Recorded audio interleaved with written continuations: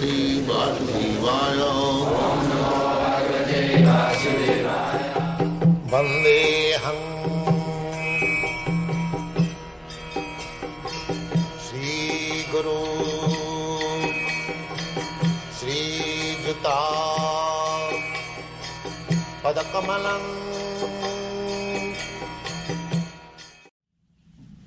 Krishna consciousness is the perfect stage, being freed of all contaminations. This is confirmed in the Bhagavad Gita. After many, many births in execution of pious activities, when one is completely freed from all contaminations and from all illusory dualities, one then becomes engaged in the transcendental loving service of the Lord. Yes. Jesam antagatam papam. The exact verse in the Bhagavad Gita is Jesam antagatam papam. Papam means sin. One who has completely ended sinful activities. Jananam punna karmanam. Persons who have simply executed pious activities. Such person becomes fixed up in Krishna consciousness without any dualities. Because our mind is flickering, so dualities will always come, whether I shall accept it or not. Whether I shall become Krishna conscious or another conscious, these problems are always there. But if one is advanced by pious activities in the previous life, then he is fixed up, steady, I will become Krishna conscious. So, this method, this chanting Hare Krishna method, even in your previous life, you did not act very piously, or in this life, it doesn't matter. If you kindly take seriously this simple method, Hare Krishna, chanting, you become immediately pure. But with the determination that you will not contact any more impious activities. Just like in our society, we made 4 restrictions. Anyone who desires to be initiated in our society, we put 4 principles. No illicit sex life. We don't say that don't have sex life. No illicit sex life. You get yourself married, and for children you can have sex life, not for any other. So, no illicit sex life, no intoxication. Our students, they do not smoke even, they do not take tea even, coffee. So, what to speak of other things? So they are so pure. No gambling and no animal food. That's all. If you simply follow these 4 principles, then you become immediately uncontaminated. Immediately. Without any further endeavor. So, Krishna consciousness movement is so nice that as soon as you join, you become immediately uncontaminated. But do not contaminate again. Therefore, this restriction. Because our contamination begins from these 4 kinds of bad habits. But if we check, then there is no question of contamination.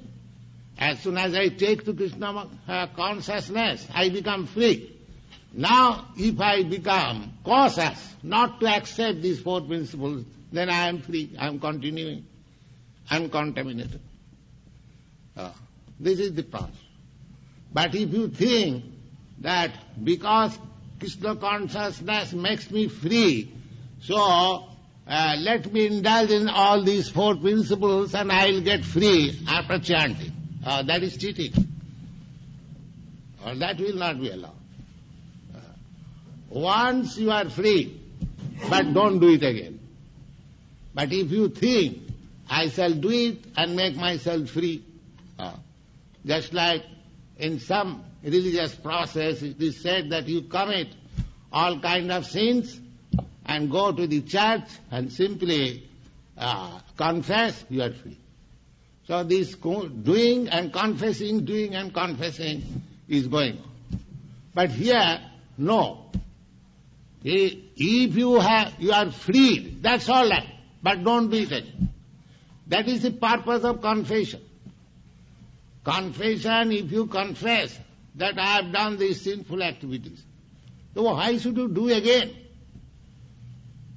If you confess that it is sinful, pickpocketing is sinful, take for example.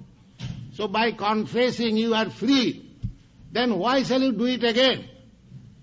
It requires little intelligence. It does not mean that because by confessing I become free, I shall go on continuing this and again confess and become free. No, that's not good.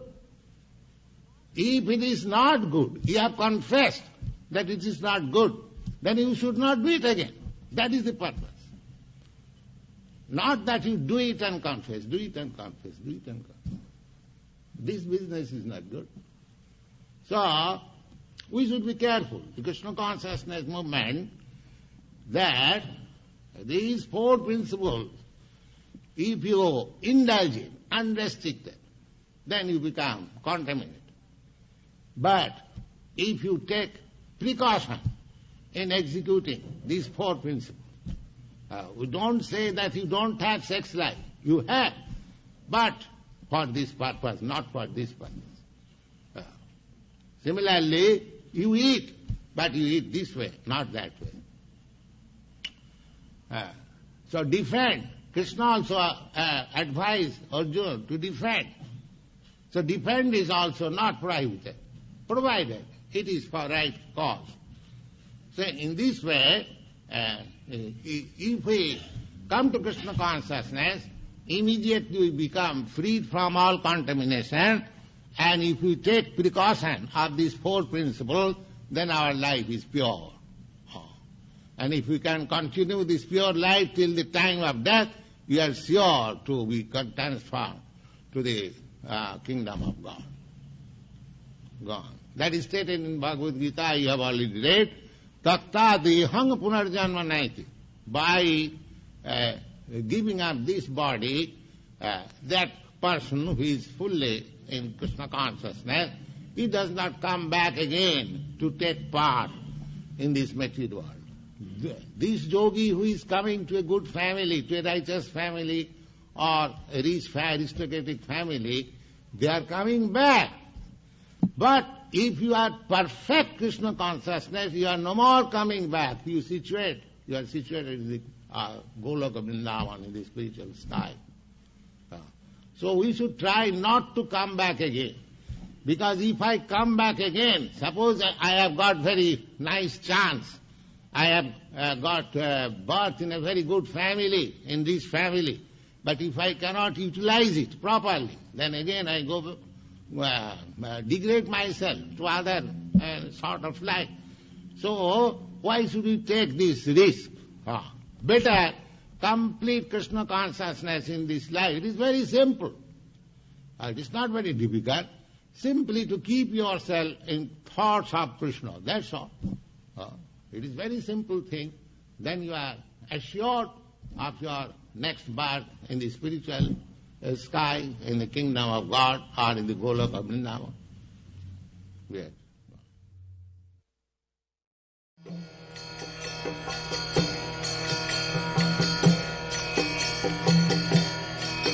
Hare Krishna